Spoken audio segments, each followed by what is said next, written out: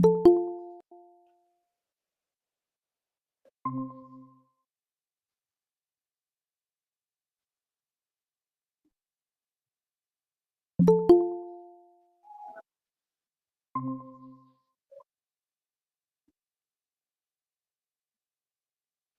जी,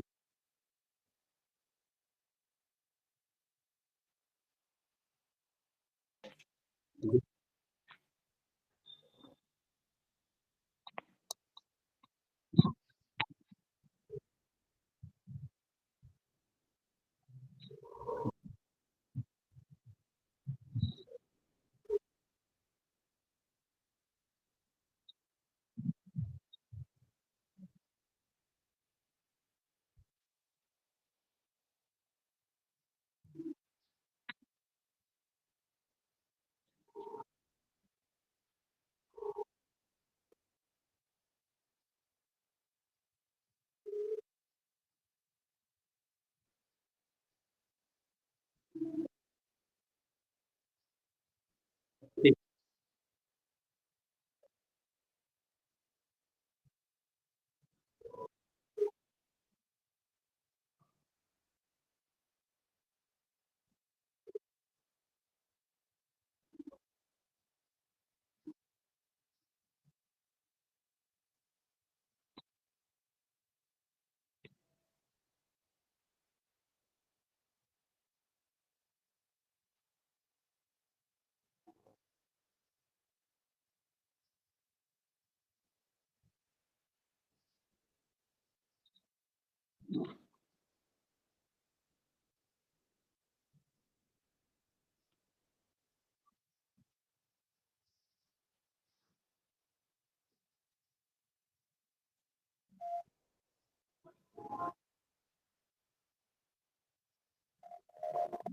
तो सबसे पहले तो आपको बहुत-बहुत धन्यवाद कि आज आपने ये महत्वपूर्ण टॉपिक चयन किया है। सबसे इम्पोर्टेंट है कि जब हम कोई काम करना आरंभ करते हैं, तो क्लियरिटी रखना बहुत ज़रूरी है, क्योंकि सपने तो हम कोई भी देख सकते हैं और रास्ता वहाँ पे चॉइस होता है कि हम किसी भी रास्ते में जा सकते हैं।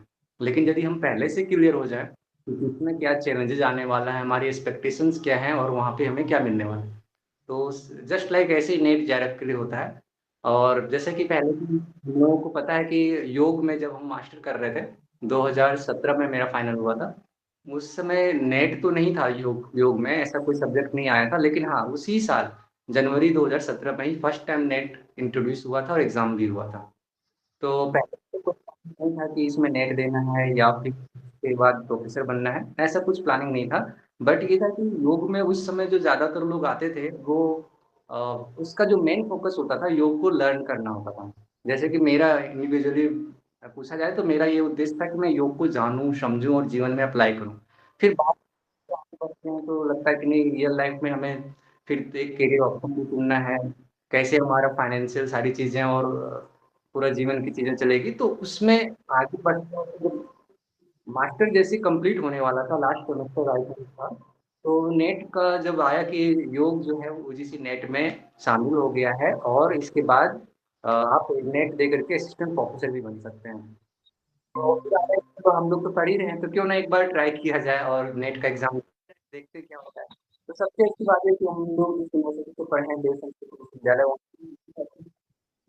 थोड़ा-सा पूरा जो लाइफ शेड्यूल है, मतलब सुबह से लेके रूटीन जो होता है, काफ़ी अच्छा होता है और सिलेबस भी पूरे सही अच्छे तरीके से कवर कराया जाता है। तो कोई ऐसा टेंशन तो था नहीं, सिलेबस चाहे जो भी हो नेट का, पढ़ाई इतनी अच्छी होती है कि यदि आपने अलग से तैयारी नहीं भी करी हो, तब भी आपका नेट तक हो जाता है और उसी फर्स्ट हाँ,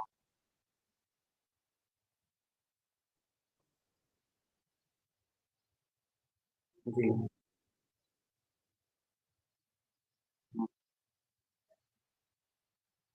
जी,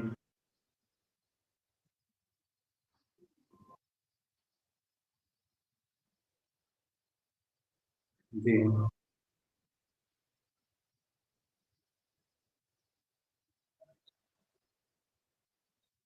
हाँ, हाँ, हुँ,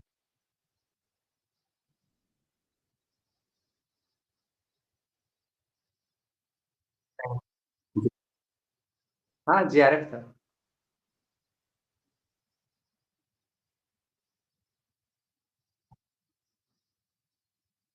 जी।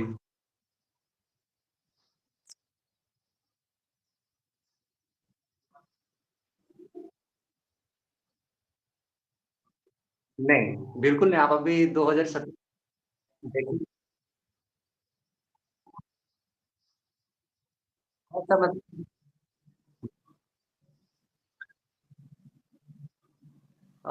नेचर बदला है, मतलब चूंकि सिलेबस भी थोड़ा अपडेट हुआ है।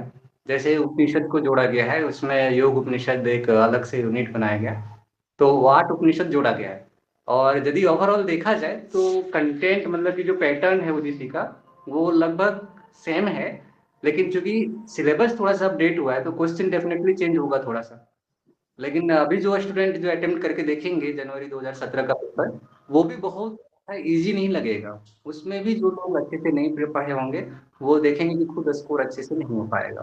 तो मेरा जैसे अनुभव ये था कि जनवरी 2017 में, चूंकि वो फर्स्ट टाइम इंट्रोड्यूस हुआ था, तो उस समय अभी के जो पेपर हैं उससे थोड़ा डिफरेंट है। डिफरेंट इन द सेंस कि कंटेंट, जैसे कि 8 उपनिषद नहीं पूछा गया उसमें, क्योंकि 8 उपनिषद सिलेबस में था ही नहीं उस समय। जो योग उपनिषद वाला है, बाकी 10 उपनिषद से क्वेश्चन थे क्योंकि वो पहले सिलेबस में था।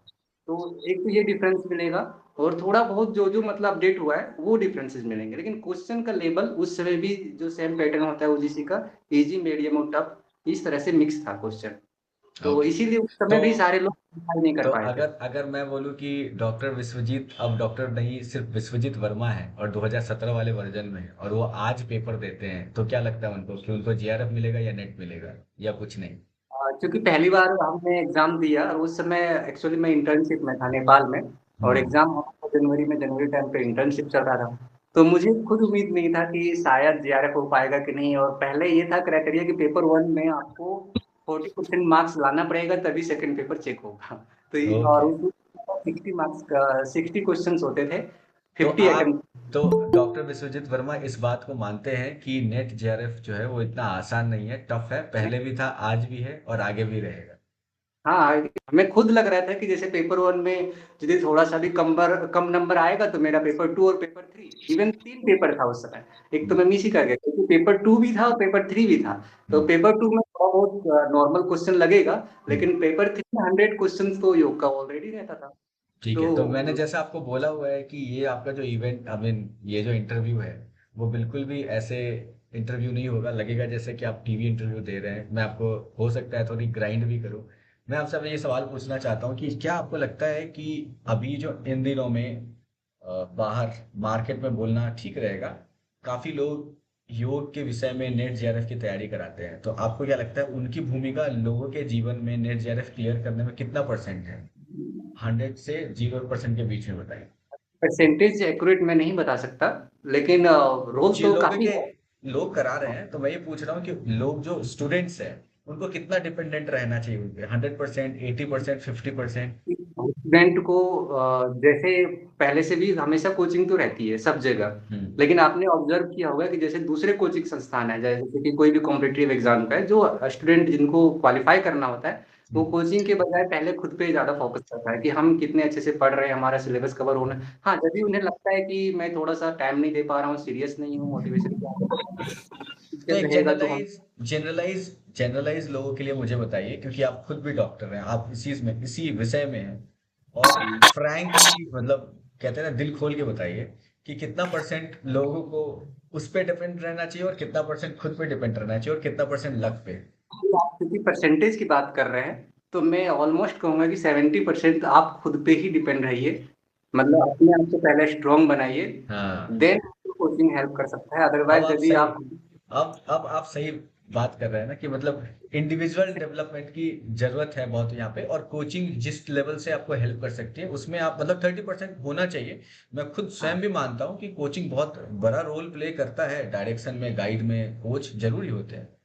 पर अब पूरी तरीके से कोचिंग पे डिपेंडेंट हो जाने के बाद थोड़ी मुश्किल बढ़ जाती है, और एक्सपेक्टेशन भी बढ़ जाता है। उनको लगता है कि बड़ी कोचिंग, अच्छे टीचर मतलब बढ़िया रिजल्ट, जो कि नहीं हो हाँ, सकता है जनरली, जरूरी नहीं कि ऐसा हो जाए।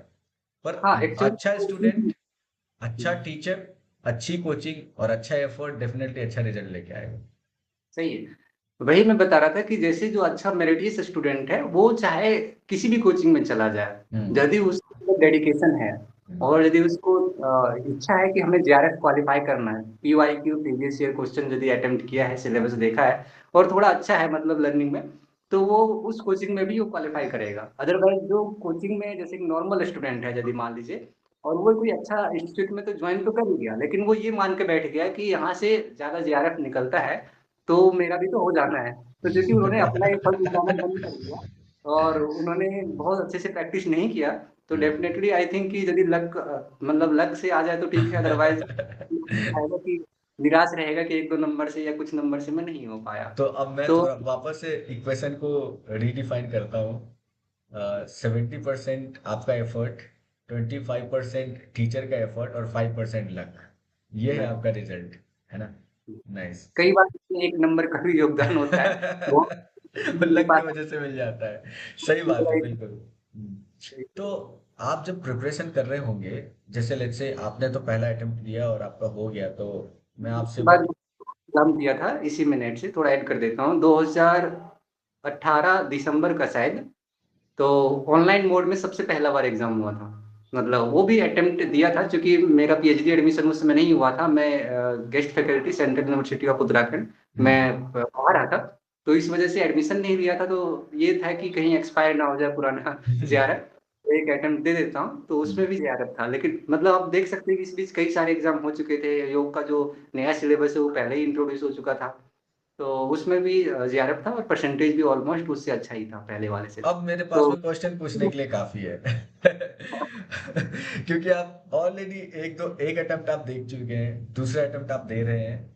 अब मुझे जो है, क्योंकि मैं ये सोच रहा था कि अब मैं आपसे क्या पूछूं तैयारी के बारे में, क्योंकि ये तो ऑल ऑफ लेट्स से मतलब ये समझ लीजिए कि चांस सामने आया और आप प्रिपेयर्ड थे और आपका हो गया।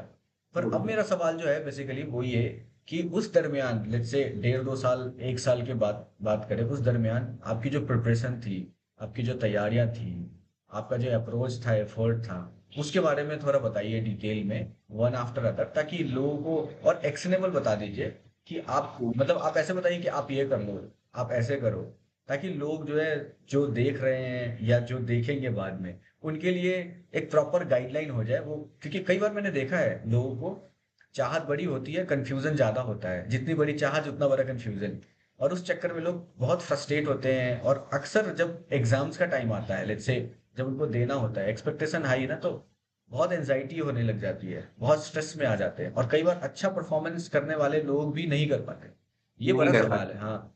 मतलब जो एवरेज है वो तो एवरेज कर लेता है, मतलब वो चिल हम्म, रहता है। लेकिन जो बहुत अच्छा कर सकते हैं उनके लिए प्रेशर ज्यादा हो जाता है, और प्रेशर की वजह से वो नहीं कर पाते, तो वो डिप्रेशन, प्रेशर, बहुत सारी चीजें आती है, एंजाइटी। और पीयर प्रेशर तो अलग होता है, दोस्त का हो गया, मेरा नहीं हुआ, मैं अच्छा पढ़ने में था, क्लासमेट्स हम्म। बोलते हैं भाई तुम तो बहुत अच्छे थे पढ़ने में, तुम्हारा तो हो जाना चाहिए था। तो इन सारी चीजों को किस तरीके से मैनेज करें, और क्या प्रिपरेशन का मतलब स्ट्रेटजी बनाएंगे? प्रिपरेशन का स्ट्रेटजी इतना कि जैसे मेरी स्टडी का तो है ही, उसके अलावा जितने लोगों को मैंने ऑब्जर्व किया अपने साथ के अपने स्टूडेंट्स का, तो उसमें एक चीज मैंने देखा कि ज्यादातर लोग ये भूल करते हैं। उन्हें लगता है कि दो पेपर है, एक तो पेपर वन और पेपर टू। तो पेपर वन में जैसे 50 क्वेश्चंस रहते हैं 100 मार्क्स के, और पेपर टू में 100 क्वेश्चंस रहते हैं 200 मार्क्स के। अब वहाँ ये है कि लास्टली जब एग्जाम का फॉर्म आ जाता है, तब लोग थोड़ा तैयार होने के लिए शुरू होता है कि अब हमें एग्जाम देना है, इस बार अटेम्प्ट देना है। तो उस लिमिटेड टाइम में वो भी तो 100% वो अटेंशन देते नहीं है सारे सिलेबस कवर करने में। वो पहले सोचते हैं, प्लान बनाते हैं कि पूरा सिलेबस कवर करेंगे यूनिट 1 से लेके 10 तक। अब क्या होता है कि वो जैसे एक ह्यूमन टेंडेंसी होता है कि मैंने आज 1 घंटा पढ़ा, उसके बाद हम्म। 2:30 को पढ़ा, तो फिर उसके बाद जब जाता है नहीं पढ़ पाए, तो वापस से फिर वहीं से शुरू करने की कोशिश करता है कि ये छूट गया था थोड़ा ही। हम्म। तो देखा जाए तो कुछ यूनिट को बहुत ज्यादा अच्छे से करता है बार बार, और कुछ यूनिट उसका ऐसे ही छूटा रह जाता है। और बहुत ज्यादा ऐसा देखा गया है कि उसके वहीं से नंबर कम होते हैं, और बार बार वो कंफ्यूजन में, ऐसे लगता है पढ़े तो सारे थे, एक बार सिलेबस तो देख ही लिए थे। और योग का सिलेबस इतना वास्ट है, सारी चीजें उसमें है, आप सिलेबस देखे ही होंगे कि पूरा वेद उपनिषद दर्शन, और उसके अलावा एनाटॉमी फिजियोलॉजी डाइट न्यूट्रिशन, सब चीज उसमें है। तो वो उन्हें लगता है कि पढ़ा तो सभी हूँ, लेकिन ऑप्शन देखने के समय वो कंफ्यूज हो जाता है क्योंकि प्रैक्टिस नहीं हो पाए। मेरा एक ऑब्जर्वेशन इसमें है कि यदि स्टूडेंट सक्सेसफुल होना चाहता है, खास करके यदि उसको लिमिटेड टाइम में, तो उन्हें ये पहले फोकस करना चाहिए कि हर एक चीज का जैसे वेटेज है, हर एक यूनिट के आपके यदि 10 यूनिट है तो 5 क्वेश्चन आने वाले हैं, जैसे कि पेपर 1 में, और पेपर 2 में 10 क्वेश्चन आने वाले हैं। तो आप उस हिसाब से पढ़िए, किसी यूनिट में इतना ज्यादा नहीं चले जाइए, तो इसके इसे पता कैसे चलेगा कि कौन से क्वेश्चन आ सकता है, कौन सा नहीं आ सकता है। तो इसके लिए हम्म। जरूरी है ईयर का जो क्वेश्चन पेपर है उसको एक बार जरूर आप देखें, कोई एक टाइम फिक्स करें, इस समय पर हम ये देख लें कि क्वेश्चन किस तरह से पूछा जाता है, और वो क्वेश्चन में कहाँ हमें कंफ्यूजन होने की संभावना है। जैसे कि पीवाई को आप देखेंगे प्रीवियस ईयर क्वेश्चन में, तो आप पाएंगे कि कुछ ऐसे सेक्शन है जहां से बार बार क्वेश्चन अलग अलग तरीके से पूछा जाता है। तो आप उस चीज को पहले एक बार बैठ के पूरा क्लियर ही कर लीजिए। जैसे योग सूत्र में है, योग सूत्र में समाधि क्या है, उसके अलग अलग जो टाइप्स है उससे मिक्स करके पूछ लेगा। चित्त प्रसादन के उपाय क्या है, तो वो उनमें से कुछ बना देगा। तो ऐसे बहुत सारे सेक्शन है जहाँ से बार बार क्वेश्चन आना ही है, हो सकता है कि रूप बदल दे, सीक्वेंस बदल दे, और कुट बना करके दूसरे चीजों से मिक्स कर दे। पर हम्म। यदि आपका उसमें पकड़ थी, आपने उसे पढ़ा था, बजाय इसके कि एक ही चीज को बार बार केवल स्ट्रेस में आकर के रिवाइज करने के कि कुछ कंटेंट ना छूट जाए, आप उसको पहले पक्का कर लीजिए। क्वेश्चन का फ्रेमवर्क चाहे जैसा भी रहेगा, आपका कंसेप्ट क्लियर है तो आपको कभी मिस नहीं होगा। और दूसरी बात, पेपर 1 और पेपर 2 में बहुत कंफ्यूज होते हैं लोग। अब चूंकि ऑनलाइन मोड है तो पेपर 1 कई शिफ्ट में होते हैं, हम्म। और सबका अलग अलग टाइप का क्वेश्चन बनता जाता है, और जी। सबको ये लगता है कि मेरा यदि जीआरएफ 2 क्वेश्चन से रह रहा है तो मैं पेपर 1 में पढ़ के अच्छा से बढ़ा बढ़ा लूंगा हम्म। और जीआरएफ हो जाएगा, जबकि ऐसा होता नहीं है। रीजन ये है कि पेपर 1 कई शिफ्ट में हो रहा है, हर सब्जेक्ट के साथ, दूसरे सब्जेक्ट के साथ। तो योग का पेपर जिस दिन भी होगा वो डेफिनेटली सेम पैटर्न पे नहीं आएगा, थोड़ा सा हटके आएगा या जो भी है। आप पूरा 10 मिनट पढ़ेंगे पेपर 1 का, तब जाके आप 50 क्वेश्चन बनाएंगे। और यदि वही योग का पेपर 2 का यदि आप 10 मिनट पढ़ते हैं, जो कि आपका अपना सब्जेक्ट है, जिसमें आपका पूरा इंटरेस्ट भी रहेगा, और उसमें जो भी यूनिट आपका लगता है कि यहाँ से मेरे कम क्वेश्चन बनते हैं या ज्यादा गलत हो जाते हैं, उसको यदि उतना टाइम देंगे, तो आप सीधा डबल क्वेश्चन सही कर सकते हैं। 10-10 क्वेश्चन का रेशियो है। तो हम्म। स्ट्रेटजी ये है कि आप अपने सब्जेक्ट में इतना मास्टर हो जाइए कि पेपर 1 तो नॉर्मल, जैसे कि रिसर्च का हो गया, टीचिंग का हो गया, स्टेट्स का या मैथमेटिक्स जिसका अच्छा है, या फिर पैसेज, तो इन सब में आप थोड़ा एवरेज कर पीवाई। लीजिए। हाँ तब। और जो पेपर 2 को इग्नोर करता है या सोचता है कि इसका कमी वैसी पेपर 1 से पूरा करेंगे, उसको थोड़ा टफ होता है।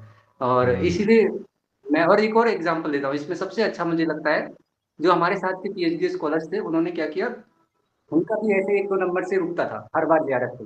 तो वो कहते थे सर मेरा क्यों नहीं हो रहा है, आपका तो दोनों बार हो गया था, वो भी आपने बहुत ऊपर लगाया, तो कुछ बताइए। मैंने कहा हम्म। देखो, दो, पहले तो आप टीचर के अकॉर्डिंग सोचने लगो। हम्म। आप सोच किसी को पढ़ा रहा हूँ, हम्म। तो आपको, जैसे आपने मुझसे क्वेश्चन पूछा ना, आप बताइए कैसे पढ़े कि जीआरएफ निकल जाए, हम्म। ऐसे ही आप सोचिए कि आप खुद नहीं पढ़ रहे हो, बल्कि मैं किसी स्टूडेंट को बताने वाला हूँ कि आप क्या क्या पढ़ो इस टाइम में कि आपका जीआरएफ श्योर हो जाए। तो हम्म। आप जैसे अटैचमेंट से बाहर निकलते हैं ना, थोड़ा सिलेबस से हट के दूर से ऑब्जर्व करते, तो पूरा क्लियर इमेज दिखता है कि यदि केवल ये पढ़ेगा फिर तो 5 ही नंबर का होगा, या पूरा देखना है हमें, तो फिर ओवरऑल एनालिसिस होता है कि नहीं नहीं, पहले अब हमको हर यूनिट को देख लेना है कि एक एवरेज हमारी तैयारी है कि नहीं है, पहले जज कर लेना, पूरा देखना है, उसके बाद फिर डीप जाना है। तो अगर, और यदि किसी में वीकनेस है तो उसको थोड़ा टाइम दे दीजिए, कहीं भागा तो जा नहीं रहा है। तो हम्म। उन्होंने कहा "ठीक है सर, अब तो मैं बिल्कुल कंफ्यूज नहीं होऊंगा, और पेपर 1 का जितना लिमिट टाइम था उतना मैं दूंगा, लेकिन उसको सिर पे नहीं चढ़ाऊंगा, क्योंकि हम्म। उसकी वजह से दूसरा क्वेश्चन आ गया तो फिर तो योग में तो गया ही करेक्ट, गया, करेक्ट। पेपर 1 में। अब क्या किया हाँ। उन्होंने, जो योग वाला ही पेपर, जैसे कि हर यूनिट का आप देखिए, योग का जो शुरू के 5 यूनिट है वो हम्म। बहुत ज्यादा इंपॉर्टेंट है। उसके बाद के जो यूनिट है उसमें एनाटमी वाला जो यूनिट 6 है, वो उसमें 3 चीजें हैं, और बाकी के 7-8 जो है थोड़ा सा पिछले वाले यूनिट से ओवरलैप करता है, मतलब मिलता जुलता है, कंसेप्ट है उसी का, एप्लीकेशन है। तो बहुत सारा इजी हो जाता है जब पीछे का थियोरेटिकल पार्ट आपका क्लियर हो गया, कंसेप्ट क्लियर हो गया, तो आगे के ऑप्शन एलिमिनेट करना बहुत इजी हो जाता है। आप कवर कर लीजिए, मतलब यूं कहा जाए तो नेट जेआरएफ यदि क्वालिफाई करना है, तो यदि साइंटिफिक वे में सोचा जाए, जैसे कि एक कंप्यूटर सोचता है कि हम्म। मेन मेन फंडामेंटल्स क्या है इसमें, पहले उसको चुन चुन के कंप्लीट कर लीजिए, फिर देखिएगा कि आपका बहुत कम काम बचा था, बहुत हम्म। कम टास्क था। उसी को अलग अलग तरीके से हर विषय में, हर उसमें बनाया गया था, उसको टेबल फॉर्म में ध्यान रख लीजिए, इतना फिर एक इजी हो जाता है, मतलब माइंड पे प्रेशर भी नहीं पड़ेगा। तो बेसिकली और आप अभी जो कुछ भी बता रहे हैं ये सही में बहुत यूज़फुल है, मतलब मैं खुद भी महसूस कर पा रहा हूँ। ये तो हो गया कि आपने तैयारी करने के लिए बता दिया कि भाई क्रैश कोर्स करना है तो क्या करना पड़ेगा। तो जी खुद जी से आपने खुद से क्रैश कोर्स डिजाइन करने का प्लान बता दिया है, बहुत बढ़िया। काफी अच्छा जी। स्ट्रेटजी है। अब मेरे दिमाग में दो सवाल आ रहे थे एक के बाद एक। पहला सवाल ये है कि वो नंबर ऑफ गिनती के बुक्स बता दीजिए विदाउट गेटिंग कंफ्यूज, लोग कंफ्यूज है, वो नंबर ऑफ बुक्स बता दीजिए कि आप इससे कर लो, मतलब पर्टिकुलर सब्जेक्ट में ये बुक्स जो है आप देख लो और कंफ्यूज मत हो, इधर उधर मत भागो। ठीक है, एक तो सवाल ये है मेरा। ठीक है, तो आप पहले इसका जवाब दे दीजिए, फिर मैं दूसरा सवाल पूछूंगा आपसे। बुक्स में जैसे बहुत सारे बुक्स अब मार्केट में आ गया है, हम्म। मतलब उसके अलावा जो उसका बेसिक टेक्स्ट बुक्स है, योग के अपने जो टेक्स्ट बुक है, जैसे पतंजलि योग सूत्र पढ़ना है तो योग सूत्र का आता है, गीता प्रेस से पब्लिश हुआ, और उसमें एक ओमानंद तीर्थ जी का पातंजलि योग प्रदीप भी आता है। हठ प्रदीपिका में पढ़ना है तो जिसमें घृण संहिता, शिव संहिता, और आपका हठ प्रदीपिका स्वात्माराम जी द्वारा, ये सब जो टेक्स्ट बुक है, आप जब भी मास्टर का सिलेबस देखें नेट का किसी में, तो उसमें नीचे लिखा रहता है, वो बेसिक टेक्स्ट बुक आप एक बार जरूर देखें। या फिर यदि नहीं वो आप पढ़ रहे सारे टेक्स्ट बुक को, तो कोई ऐसा बुक मार्केट में आपको मिले जिसमें कि वो सारे टेक्स्ट बुक कम से कम कवर किया हुआ हो, ये देख ले। हम्म। मतलब पूरा काट छाट के केवल शॉर्ट में ना दिया हो, नहीं तो कई बार आप क्या होता है ना, आप डायरेक्टली टेक्स्ट बुक से उठा लेते हैं, श्लोक उठा लिए या फिर उसका मीनिंग की एक ये बेनिफिट कौन से आसन से होता है, अब टेक्स्ट बुक से पूछा गया है या उन्हीं चीजों से उठाएगा तो फिर आप कंफ्यूज हो जाएंगे। पढ़ा तो सारा चीज था लेकिन यही नहीं पढ़ा था। तो ऐसे सिचुएशन से बचने के लिए उसके अलावा फिर एक और टीचिंग मेथड्स ऑफ योगा जो लास्ट मिनट में रहता है आई थिंक, तो उसका वाले पोर्शन को भी जरूर पढ़ना है। और एनाटॉमी फिजियोलॉजी तो ये तो कॉमन है, वो तो आप बुक्स तो तो देखते ही आप होंगे। कोई कोई पर्टिकुलर पब्लिकेशन प्रेफर करेंगे लोगों को पढ़ने के लिए? ये वो तो इंटरेस्ट पे है, नहीं क्योंकि मतलब आप इन जनरल बता रहा हूँ, मतलब आपके हिसाब से, लेट्स से मैंने इसलिए आपको बोला कि लेट्स से अगर विश्वजीत वर्मा को आज एग्जाम देना है, 18 वाला नहीं, अभी हाँ आज एग्जाम देना है, तो विश्वजीत वर्मा अपने अनुभवों से किन वैसे पुस्तकों को, बुक्स को रिकमेंड, मतलब चूज करेगा कि मैं इन इन किताबों को गो थ्रू करूंगा और मेरा हो गया रेडी, मैं आई एम हाँ, रेडी। मैं अपना ही एक एग्जांपल देता हूँ, जो सेकेंड बार मैंने एग्जाम दिया था। तो चूंकि मैं टीचिंग में था तो बहुत ज्यादा टेंशन था नहीं, मुझे पता था क्योंकि मैं वही चीज स्टूडेंट को पढ़ा रहा था बार बार। हम्म। लेकिन फिर भी मुझे ये डाउट था कि अब हठ योग से कई सारे श्लोक का मतलब कि किन आसनों का क्या लाभ होता है ये पूछ दिया जा रहा है, जो कि याद रखना टफ होता है। हम्म। तो लास्ट के टाइम में हमने क्या किया, जो घेरण संहिता है, हठ प्रदीपिका है, इन जो मेन टेक्स्ट बुक उनमें से जिन चीजों में कंफ्यूजन की गुंजाइश हो सकता है उसको पढ़ा। आसनों को पर्टिकुलरली ये देखा कि कौन से आसन के क्या बेनिफिट टेक्स्ट के अकॉर्डिंग बताया गया, बेनिफिट तो बाकी बहुत सारी हाँ, चीज होती करेक्ट, है, यस। ठीक है, ये ऐसे टेक्स्ट अक्सर अक्सर इस वाले इस तरीके के जो ऑब्जेक्टिव क्वेश्चंस होते हैं, मैंने देखे हैं लोग अक्सर उसमें मिस्टेक कर देते हैं। मिस्टेक, वो अपना क्योंकि कॉम ओवरऑल वो अपना जाते कॉमन हैं। सेंस यूज करने लग जाते हैं, फिर वो सोचने लग हम्म, जाते हैं अपना दिमाग, और फिर एक चीज और मैंने देखा है प्रिपरेशन के टाइम में भी ऐसा होता है, इसका बेनिफिट तो मैं बता दूंगा या इसका बेनिफिट तो मैं देख लूँ, जबकि हाँ हाँ, हम आप जा रहे हो रिसर्च स्कॉलर बनने के लिए, तो आपको बहुत प्रिसाइज होना पड़ेगा, बहुत क्लैरिटी के साथ रखना पड़ेगा चीजों को, और बाउंड्रीज सेट करना बहुत जरूरी होगा। आप बिल्कुल सही बोल रहे हैं। इम्पोर्टेंट है बाउंड्री जो है ना, यही सबसे इम्पोर्टेंट है। हम्म। क्योंकि योग एक महासागर है, आप जैसे ही उसके सिलेबस में उतरेंगे तो आप बहुत लंबे तक जाएंगे और फिर आपकी एनर्जी कम पड़ने लगेगी। तो पहले ये बाउंड्री बनाइए कि हमको 10 क्वेश्चंस को अटेम्प्ट करना है बस। करेक्ट। इम्पोर्टेंट टॉपिक है वो एक भी ना छूटने पाए, वो बिल्कुल हमारे सामने पूरे कवर हो जाए, फिर हम उसके बाद आगे बढ़ेंगे। यदि ये बाउंड्री मतलब क्या नहीं पढ़ना है, कितना आगे नहीं जाना, वो यदि सेट है, तब फिर आपको पता चलेगा क्या पढ़ना है और कितना डीप पढ़ना सही बात। है। सब चीज लगता है इम्पोर्टेंट है, लेकिन नेट एग्जाम देने वाला, एग्जाम जो पेपर सेट करने वाला है, वो उतना थोड़े ना पूछने वाला है, उनको तो क्वेश्चन बनाना है। तो वही मैं वो जानना लास्ट। चाहते हैं कि आपके अंदर सब्जेक्ट मैटर की एक्सपर्टीज है कि नहीं, आप जी, आगे कर लोगे कि नहीं, कहीं ऐसा तो नहीं आपको जेआरएफ दे दे और आप फिर फेल हो जाओ, कुछ कर ही ना पाओ। सही बात है। अब मेरा लास्ट, टीचर के। हाँ, मेरा जो सेकंड क्वेश्चन है, वो सेकंड क्वेश्चन ये है कि मान लीजिए कि अब सिर्फ 1 महीना बचा हुआ है। ठीक है, और जो भी मुझे करना था, मैंने गलती करी सही करी, जो भी मुझे करना था वो मैंने कर दिया हुआ है। अब ये लास्ट के 1 महीने में, एक तो मैं अपने स्ट्रेस को कैसे मैनेज करूं, अपने एंजाइटी को कैसे मैनेज करूं, क्योंकि पेपर देना एक बहुत बड़ा एंजाइटी बना हुआ है अभी। मैंने देखा है लोगों को, और स्पेशली एग्जाम हॉल के बाहर देखा है लोगों को, किताब जैसे अब लगता है उनको कि वो घोल के पी जाए या किसी तरीके से अंदर जमा जाए, उसको अंदर जाए और करे। और मैंने देखा है लोगों को पैनिक होते हुए, मैं बैठा हुआ हूँ तो मैंने देखा है लोगों की, जो बाजू में लोग बैठे हुए हैं, जब स्पेशली जेआरएफ की बात कर रहा हूँ, मैं सिर्फ नेट की बात नहीं कर रहा हूँ, लोग बहुत पैनिक करते हैं रिस्पॉन्स करने के लिए, क्वेश्चंस को हैंडल करने के लिए। तो 1 महीने, लेट्स से लास्ट 1 महीना बचा हुआ है, डे 30 टू डे 0, मतलब जिस दिन उनको एग्जाम देना है, आप बता दीजिए कि इन दिनों पहले वीक में ये करो, दूसरे वीक में ये करो, ऐसे स्ट्रेस को मैनेज करो, वैसे कुछ टिप्स बता दीजिए, या ज्ञान मुद्रा करो, सहज मतलब जो भी मुद्रा आपको लगता है कि जो उपयोगी हो सकता है, ध्यान उपयोगी हो सकता है, वो टिप्स बता दीजिए प्रैक्टिस ना, स्पेशली स्टूडेंट्स के लिए जो जाने वाले हैं एग्जाम के लिए। एक्चुअली इसमें सबसे पहले सारे प्रैक्टिस इसमें जो बताऊंगा उससे पहले एक माइंड में मतलब एक हमारा जैसे होता है कि कंसेप्ट एक दिमाग में बैठा लेना है कि समय चाहे कितना ही अल्प हो हम्म। या हमारा लक्ष्य कितना ही बड़ा हो, हम्म। हमें ये मान के चलना है कि यदि हम योग में आए हैं और ये जो पेपर हमारा योग का है कोई दूसरा सब्जेक्ट का नहीं है, तो जितना ज्यादा हम पॉजिटिव रह पाएंगे उतना हम्म। ज्यादा हमारी सक्सेस की गारंटी बढ़ जाएगी। और दूसरी बात ये है कि हमारी मन की शांति ही योग के तत्वों को हमारे सामने लाएगा। हम्म। यदि स्ट्रेस आ रहा है तो इसका मतलब ये कि एग्जाम क्वालिफाई कर भी लेंगे तब भी आप योग में तो है नहीं। तो इसलिए सबसे पहले स्ट्रेस को तो हटा देना है कि जो होगा अच्छा होगा, क्योंकि हम लॉ ऑफ एक्शन में बिलीव करते हैं। अब आते हैं कि कौन सा अभ्यास करें। तो जो भी आप पढ़ रहे हैं ना, मैं एक चीज कहता हूँ कि सारी चीजों को आप पढ़ने के साथ साथ आप अपने आप से लिंक करिए, क्योंकि ऐसा कोई दूसरा सब्जेक्ट तो है नहीं। आपको कहीं अलग से कोई अभ्यास का नीड नहीं होगा, बल्कि आसन ही आपको मोटिवेट करेगा। जैसे आप स्ट्रेस में आ रहे हैं, थोड़ा आसन कर लीजिए। यदि आप बहुत देर तक पढ़े हैं तो जैसे ताड़ासन या फिर कटी चक्रासन, ऐसा टाइप का बैठे बैठे ही एक एनर्जी आ जाएगा, लगेगा कि हाँ सेम जो पढ़ा था वही इम्प्लीमेंट हो रहा है, उसी का बेनिफिट, वो मिरेकल टाइप। और दूसरा जैसे कि अ, मंत्रों का, जैसे आप उपनिषद पढ़ रहे हैं, बोर हो जा रहे हैं, मंत्र को आप एक बार रिसाइट कीजिए, उच्चारण कीजिए, या फिर जो आपका फेवरेट मंत्र है उसको ध्यान कीजिए, ओम चैंटिंग कीजिए। माइंड को बीच बीच में रिलैक्स जरूर करना है। और स्ट्रेस स्ट्रेस से बचने के लिए सबसे इंपॉर्टेंट ये है कि आप प्राणायाम भी जरूर बीच बीच में करें। मतलब कि जैसे सुबह उठे प्राणायाम कर लिए थोड़ा 5-10 मिनट का, क्योंकि हम एक जगह यदि समय बचाते हैं योगा प्रैक्टिस को ना दे करके, तो कहीं ना कहीं हम आगे दूसरा समय अपना नष्ट कर रहे होते हैं। कई लोगों को लगता है ना कि यार ये आधा घंटा योग प्रैक्टिस करेंगे, सही इससे बात। बढ़िया मैं पढ़ लेता हूँ। ये बहुत इंपॉर्टेंट बात है, क्योंकि हम जिस विषय में हैं हम अक्सर लोगों को बोलते हैं कि अगर आपको बहुत बेहतर परफॉर्म करना है तो आप ये करिए। पर हमें जब ये जरूरत करिए। पड़ता है तो हमें लगता है नहीं, ज्यादा पढ़ूंगा तो ज्यादा याद रहेगा। नहीं, ये जितना हाँ स्मार्ट रहेगा उतना याद रहेगा। और दूसरा है, सही है। मैंने एक चीज और देखा है कि आप जब एक्चुअली में टेक्निक्स यूज करने लग जाते हैं तो सच में टाइम जो है ना उसका आप स्ट्रेच कर सकते हैं। मेरा जी पर्सनल अपना अनुभव ये है कि जो आधा घंटा किसी और के लिए होगा, हो सकता है वो आधा घंटा आपके लिए 2 घंटे के बराबर हो।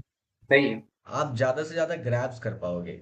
एक है पुस्तक मुद्रा, मैंने उपयोग करके देखा है, बहुत काम करता है। जब आप पढ़ते हो तो आपकी गहराई जो है बहुत अच्छी हो जाती है और समय बहुत कम लगता है। मैंने पर्सनली देखा है कि मोटी पुस्तकें काफी, जो जनरली अगर मैं नॉर्मली देखूं उसको तो हो सकता है मैं बोर हो जाऊं या फिर मैं वो खोलूं भी नहीं।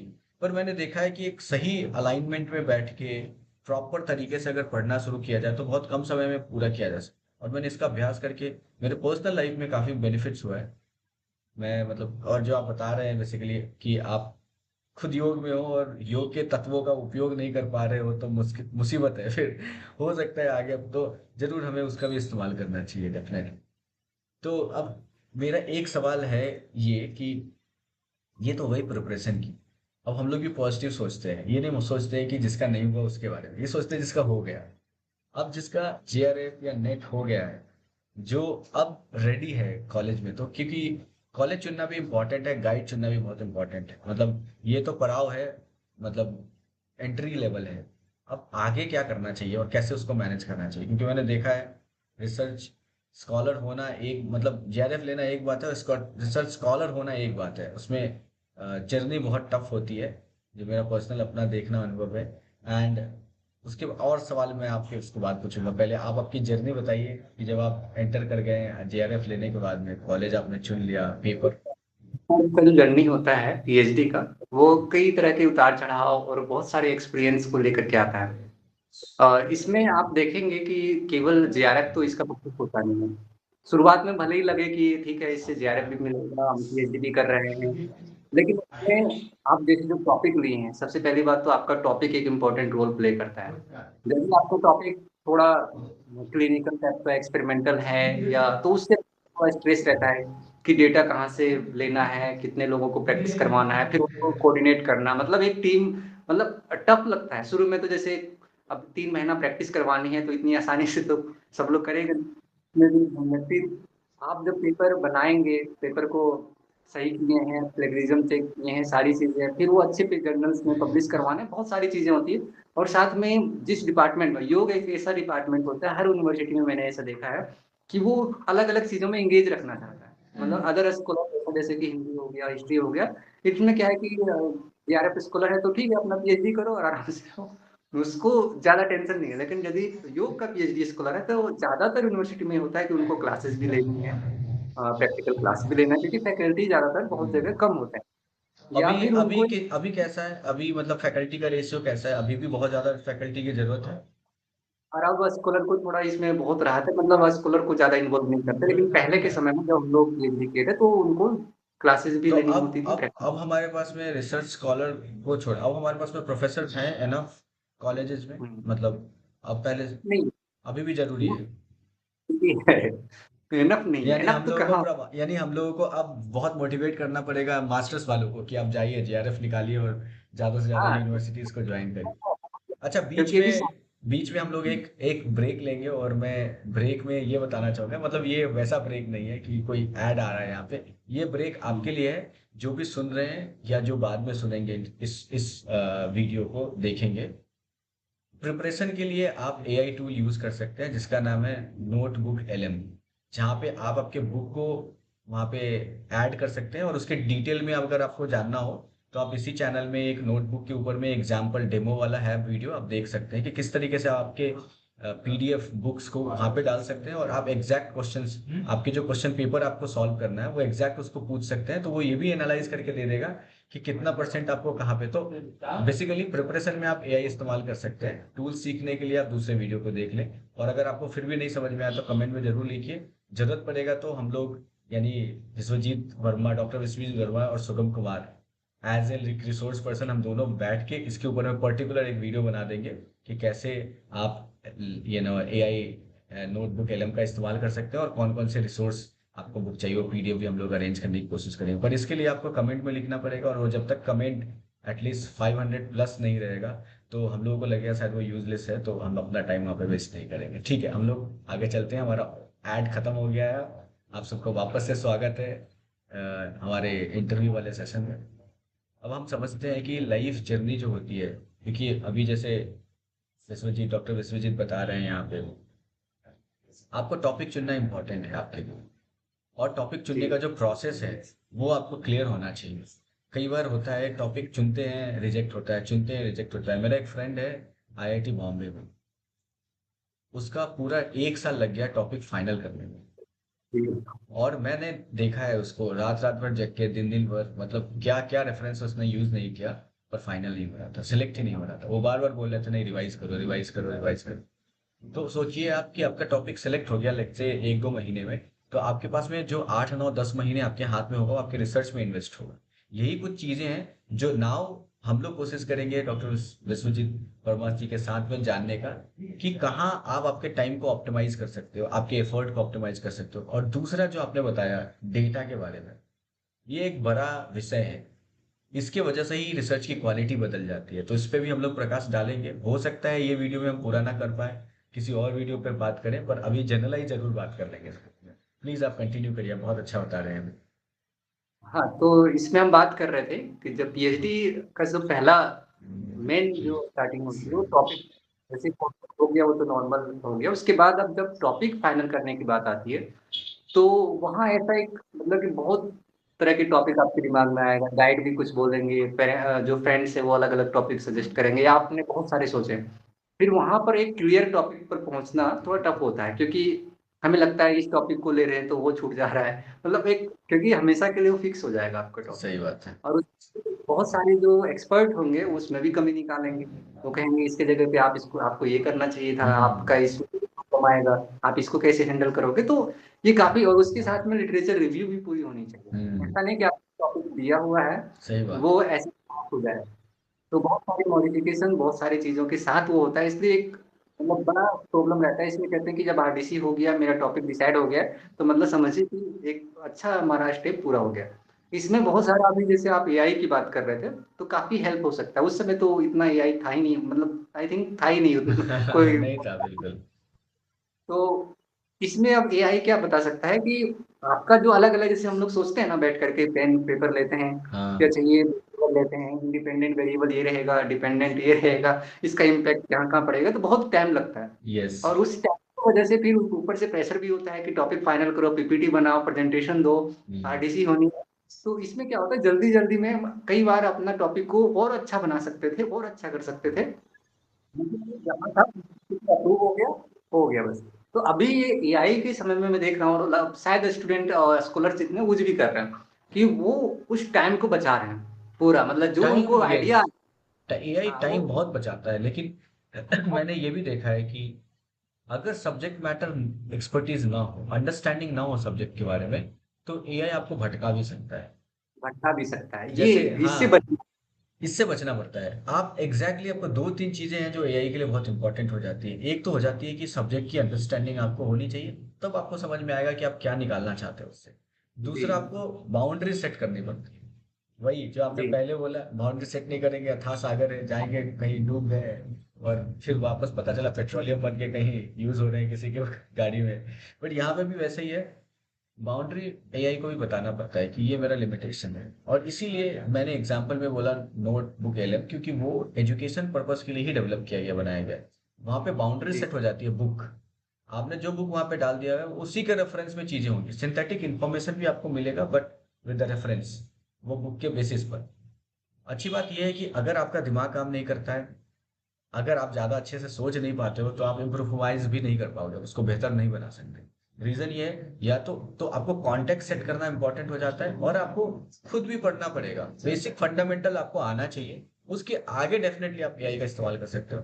अब कोई, मतलब दूसरे विषय का व्यक्ति आके बोले कि मैंने एआई का इस्तेमाल किया है, और मैं अब जा रहा हूँ पीएचडी के लिए एक टॉपिक फाइनलाइज करने के लिए स्पेशली नहीं होगा, तो मैं आपको ये गारंटी दे सकता हूँ कि वो टॉपिक, लकली 2% 1% ही चांस है कि वो टॉपिक एक्चुअली में वैलिडेट कर पाए, या फिर किसी को समझ में आए। अदरवाइज वो नहीं आएगा, वो सुपरफिशियल हो जाएगा, देखने में अच्छा लगेगा पर किसी काम का नहीं। तो इसी इसलिए, काम करने जी। हाँ, इसलिए पढ़ना बहुत जरूरी है, और एआई का इस्तेमाल भी कर सकते हैं। इसलिए एआई का इस्तेमाल रिसर्च पर्पस के लिए अगर करना है, तो वो, उसके लिए गाइड रिसर्च स्कॉलर ही होना चाहिए जो एआई को सिखाए। किसी और इंडस्ट्री का आदमी आके आपको अगर बताए कि एआई का इस्तेमाल रिसर्च में कैसे करना है, तो आप बिल्कुल भटक जाओगे आप उसमें, या फिर आपको काफी टाइम देना पड़ेगा उसको फिगर आउट करने में। पर अगर कोई रिसर्च स्कॉलर वाला टेक्निक सीख ले, और फिर वो उन हम्म। लोगों को सिखाए जिनको रिसर्च करना है, तो यहाँ पे हाई चांस है कि आप सही इस्तेमाल कर पाओ।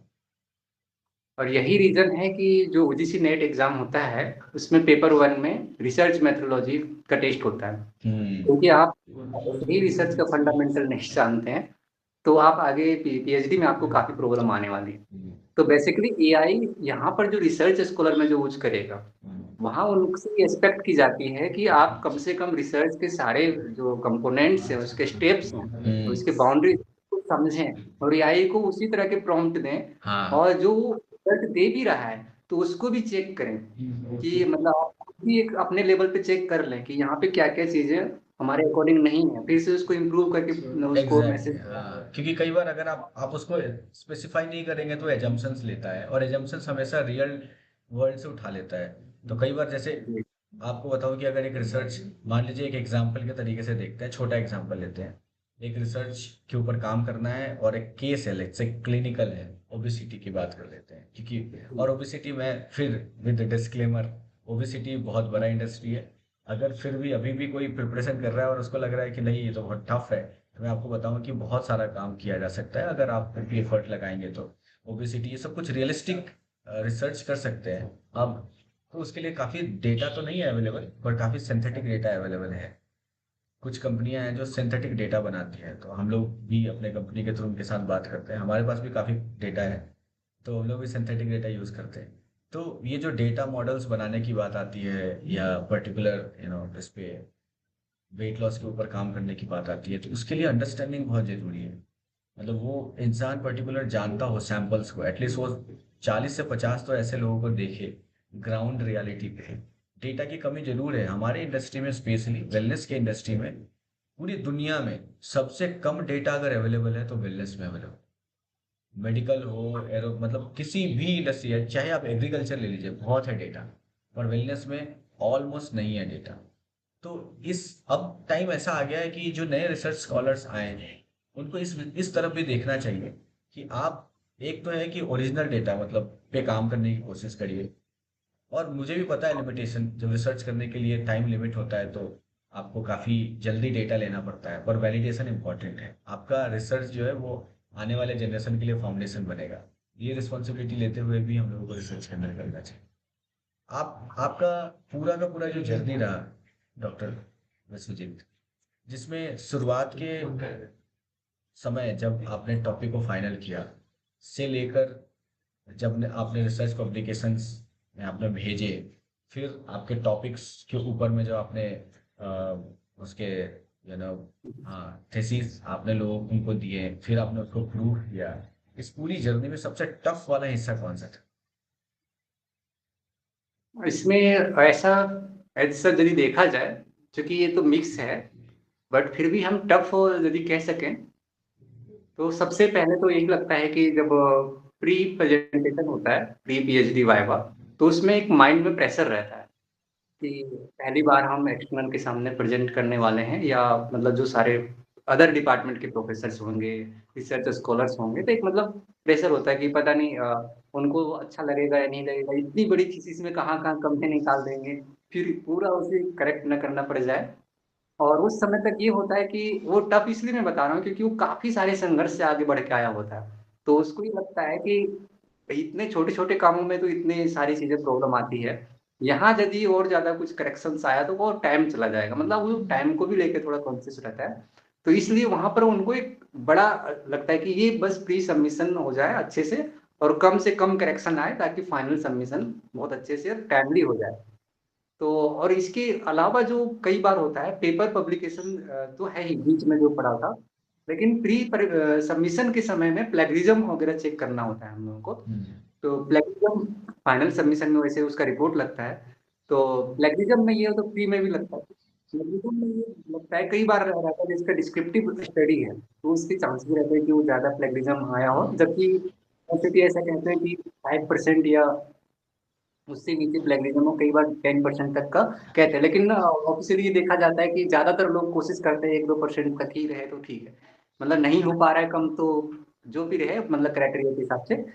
अब वहां पर ये होता है कि फिर उनको फिर से सारा थीसिस को या तो यूनिवर्सिटी को बार बार भेजे प्लेगरिज्म चेक करने के लिए, अब इतने सारे स्कॉलर में उसका इंडिपेंडेंट केवल एक स्टूडेंट तक चेक करेगा नहीं। तो इसीलिए टेंशन बना रहता है बीच में कि पूरा चैप्टर तो हमने बना लिया है, प्लेगरिज्म के लिए चेक करने के लिए मेल करूंगा, फिर कितना प्लेगरिज्म आएगा नहीं आएगा, क्योंकि अपने पास जो सॉफ्टवेयर होते हैं उसकी उतनी एक्यूरेसी नहीं होती है, यूनिवर्सिटी के पास जो वो उसका चेक करने का सिस्टम पूरा डिफरेंट होता है, और वहाँ जो प्लेगरिज्म रिपोर्ट आती है वो डिफरेंट आता है, और हम लोग जो खुद चेक करते हैं वो थोड़ा अलग आता है। तो यहाँ पर एक स्ट्रेस का मैं बता रहा हूँ, बाकी चीजें स्ट्रगल तो पूरी पीएचडी में आप कई बार यदि मतलब स्ट्रेस आएगा, कई बार पर्सनली बहुत डिफरेंट डिफरेंट टाइप का आता, तो वो और नहीं एक मतलब कि एक हर एक स्ट्रेस तो और एक स्ट्रेस तो और रहता है पीएचडी में, वो रहता है पर्सनल एंड फैमिली लाइफ का, कि आपके आपकी तो पर्सनल लाइफ बहुत डिस्टर्ब होती है, फैमिली लाइफ बहुत डिस्टर्ब होती है, बट इसके लिए बहुत डेडिकेशन चाहिए, एंड आई सैल्यूट उन लोगों को जो एक्चुअली में पीएचडी करने का डिसीजन भी लेते हैं और एट द एंड पीएचडी करते भी है। और एवरेज टाइम मैंने देखा है, आप मुझे करेक्ट कर सकते हैं, वो होता है almost 4 to 5 years PhD complete करने के लिए। मान सकते हैं, तो कुछ लोग 3 ईयर में भी सबमिट करते हैं, तो वैसे 5 ईयर तक तो जाते हैं, लेकिन 4 कर सकते हैं एवरेज। 4 years, ठीक है, थैंक यू करेक्ट करने के लिए। तो 4 years, तो आप आपके 4 years को अच्छे से प्लान कर लीजिए और फोकस्ड होके यदि काम करिए। फास्ट प्रिपरेशन हुआ, गाइड का कोऑपरेशन रहा, एंड हाँ कोई वही, ऑब्स्टेकल ये सारी चीजें दूसरी जगह। हैं, ये सारी चीजें हैं जो हम लोग ऑफ द रिकॉर्ड भी डिस्कस कर सकते हैं कभी, प्रॉपर इवेंट करके, मतलब लोग आ सकते हैं तो ज्वाइन करके उस पे कि गाइड के साथ में कोऑर्डिनेशन कैसे रखें, पेपर के लिए क्या प्रिपरेशन करें, या रिसर्च मेथोडोलॉजीज में किस तरीके के टेक्निक्स अपनाएं। वो डेफिनेटली उन लोगों के लिए है जो एक बार क्रैश, मतलब एक बार क्रैक कर ले और फिर वो कमेंट में लिखे कि हमने क्रैक कर लिया और हमें और जानना है, अगर इस वीडियो से आपको हेल्प मिलता है तो।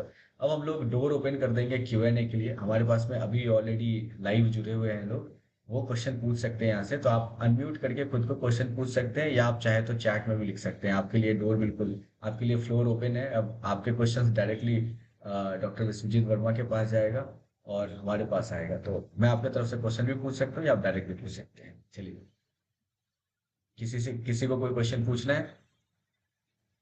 भैया एक क्वेश्चन है, मैं एक्चुअली इनके तीन क्वेश्चंस है। हम्म। अंजलि सक्सेना भी ज्वाइन थी, बट नेटवर्क इशू था तो वो लीव हो गई। पर ठीक उसने है। अपने क्वेश्चंस मुझे भेजे कि तुम पूछना, मैं बाद में यूट्यूब पे जब अपलोड होगा वीडियो तो मैं देखूंगी। ओके। तो उसका पहला क्वेश्चन ये है कि बिना प्रिपरेशन के अटेम्प्ट करना चाहिए? मतलब कुछ लोग होता है ना कि यार अब करना तो चाहते हैं बट वो किसी प्रॉब्लम में फंस जाते हैं, प्रिपरेशन नहीं कर पाते, पर जब एग्जाम आता है तो सोचते हैं मैं देखती हूँ कि अभी मैं बिना प्रिपरेशन के कितना कर पाती हूँ। फिर बाद में ऐसा भी होता है कि वो डीमोटिवेटेड होते हैं कि इतना कम नंबर आया, कैसे क्या होगा। तो बस एक सिंपल सा क्वेश्चन है कि अटेम्प्ट करना चाहिए कि नहीं बिना प्रिपरेशन। इसका थोड़ा सा एक जो आंसर है वो वन लाइनर नहीं है। एक्चुअली यदि आपके पास आपका ये थॉट कब आया, एग्जाम के एक दिन पहले, या मतलब 5-6 दिन या एक सप्ताह कम से कम टाइम है? यदि एक सप्ताह का भी टाइम है और आपको लगता है कि मैंने फॉर्म भर दिए थे, सारा चीज हो गया था और सेंटर भी हमारा बहुत दूर नहीं है, तो ऐसे में आप प्रिपरेशन बहुत ज़्यादा नहीं भी किए हैं, तब भी मैं तो ये सजेस्ट करूंगा कि यदि पहले एग्जाम भी नहीं दिया तो एक बार एग्जाम देना चाहिए। और उस जो टाइम बचा है, 5 दिन, 6 दिन, 7 दिन, उस टाइम पे उस तरीके से पढ़िए जैसा कि मैंने पहले डिस्कस किया था। आप 10 मिनट का जो मेन मेन जहां आपको लगता है कि ये थोड़ा मेरा इसमें अटेंशन की जरूरत थी, बाकी जो आपका स्ट्रांग उसको एक बार थ्रू आउट देख लीजिए, और बाकी के पॉइंट के या फिर पीवाई की ही लगा के जाइए पूरा, लेकिन अटेम्प्ट दीजिए। उसको जो रिजल्ट आएगा ना उसको इस तरह से लीजिए कि मैंने केवल 7 दिन पढ़ा था और इतना अच्छा हमारा इम्प्रूवमेंट हुआ। या फिर बहुत बार, जैसे अभी एक एग्जाम्पल लेता हूँ, मेरे साथ की एक स्टूडेंट है, वो ऐसे ही क्वेश्चन, सेम क्वेश्चन पिछले एग्जाम में पूछा कि मैं पढ़ा तो कुछ भी नहीं हूँ, मैं तो योगा क्लास में ही रह गया, क्या करूँ, एग्जाम दूँ कि ना दूँ। मैंने बोला कि भाई तुम कम से कम वीडियो तो देखे होगे, कुछ तो देखा ही होगा। बोला हाँ देखा तो हूँ, लेकिन कॉन्फिडेंस नहीं है क्योंकि पढ़ा नहीं प्रॉपर तरीके से।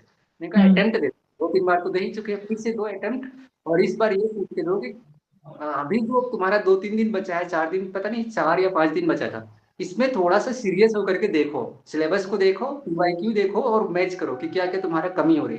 तो एग्जाम दिया, नेट तो नहीं हुआ लेकिन एडमिशन टू पीएचडी उसने क्वालिफाई किया पहली बार, जबकि 3-4 बार दे चुका था, एक भी बार वहां तक। तो उसने कहा कि ये तो हमें तो पता ही नहीं लग रहा है कि ये कैसे हो गया, इस बार सबसे कम पढ़ा और इस बार हो लक गया। 5% काम कर गया।